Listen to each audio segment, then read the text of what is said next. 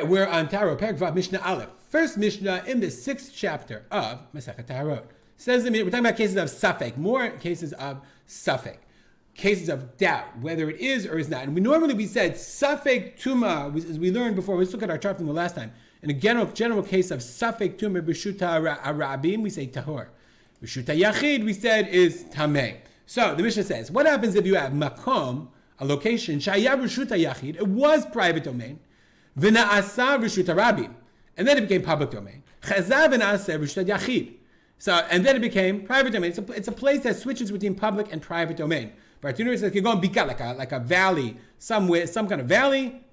In the rain season, it's private domain.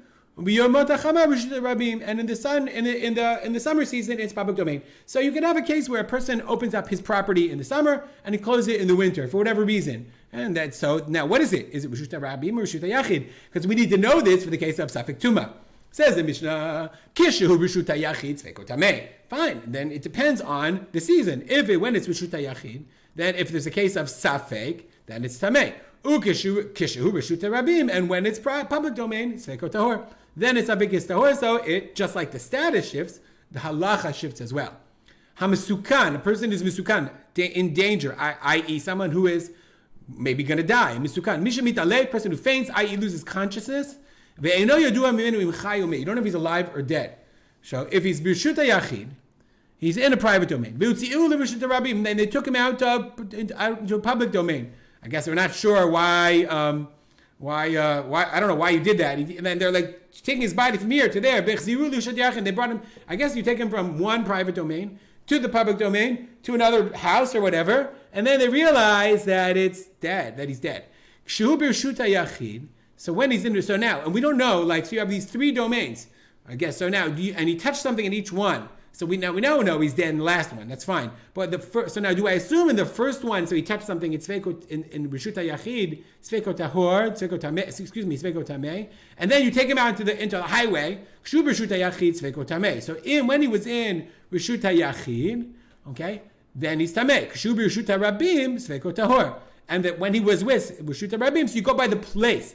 Says the Baratunura. Therefore, mitamina misafek kol adam kelim shtayaymo b'shuta yachid shayasham barishona. So in the first place, he's in house A, private house. So we don't know. He fainted. He lost consciousness. Did he die? We don't know. We know he died in the end. So since it's b'shuta yachid, you have to say safek tuma, and everyone is there. But then va'adam kelim shehumo b'shuta rabim, and by someone that's with him in the public domain, lachar sheotziu mishuta yachid torin. If it's in the public domain, the people are tahor. Why?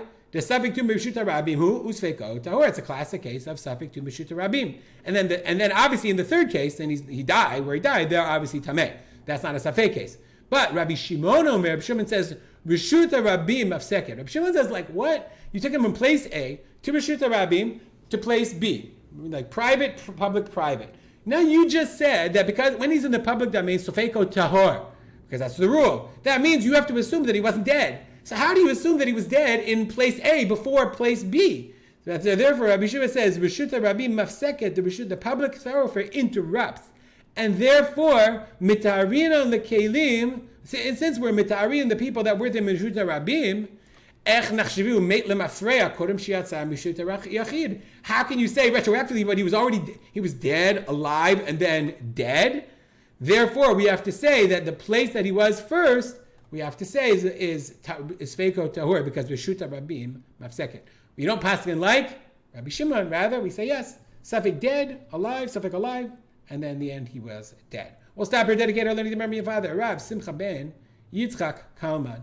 Make it a great day.